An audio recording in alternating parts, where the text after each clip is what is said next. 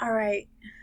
Hi, everyone. So today we're going to be going over our math. So today's in our calendar, we're going to be doing math. So first of all, welcome back and happy Monday. So I know last week we did this first assignment, which was Saturday practice, guitar practice, and mail carrier. So what we're going to do today, I know it's Monday, and technically we should be doing this one. So let's go ahead and do work on the one that says. So let's go ahead and look at the one that says. Let's do the one that says Tuesday. I know, just so that we're not behind. I know it's Monday, but let's look at the one for last Tuesday. So it says Explore Math, Chapter 2, A Daily Calendar, page 39. So I want you to go into your packet, flip the page. You should have already done the first 3 worksheets, and it should be your next one. Okay, so we're going to be doing only this worksheet today. So it says, let me see. So before we start our assignment, I want to go ahead and review. So I want you to tell me, what is the big hand on the clock? Like, what are the big hand and the small hand stand for? So what does the big hand stand for? Exactly, it stands for the minute. And the small hand stands for the hour. So I'm going to draw a clock.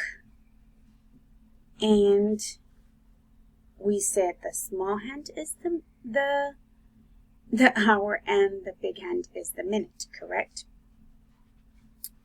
Now, I want you to tell me, how do we count the minutes? So if I were to go ahead and write this or draw this on the clock, what is the time here? So this is your big hand, and then this one right here is your small hand. So that we said the small hand is the hour. So if this is the hour, what is the hour? 7. Great job. And what did we say when it's 12? We hit 60 minutes, which automatically is the 0. So your time should look like this.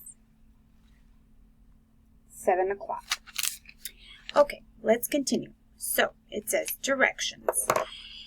Chance is busy today. He needs to refer to his calendar to be sure he remembers everything he has to do. Use the calendar to answer the questions below. So right here it says Tuesday, April 6th, 2010. So at 7 o'clock he eats breakfast at school. At 8 he has math class. At 9 o'clock he has art class. At 10 o'clock he has English class. At 11 he has science. At 12 he has lunch. 12:30 he has study hall. 1 o'clock he has computer class. At 2 o'clock he has choir. At 3 he has soccer. And at 4 a dentist appointment. And at 5 o'clock he has to walk the dog. So I want you to answer the questions below. Number 1, when does Chance have computer class? So you are going to come back up here and you're going to look for your answer and then write it down here. Number 2, when does Chance have English class? So when does he have English class? So you're going to come back up here again, look for the same picture, and then tell me. How many hours from the time Chance eats breakfast until lunch? So how many hours? So what time does he eat breakfast? So you're going to write 7 here. And then breakfast until lunch. So lunch is over here, so 12, right? So if they're saying how many hours from the time Chance eats breakfast until lunch, they want to know how long does it take for him to eat lunch, to have his lunch. Does it take 2 hours, 3 hours, 4 hours? So in order to find that out, what do you have to do? Your keyword is how many hours.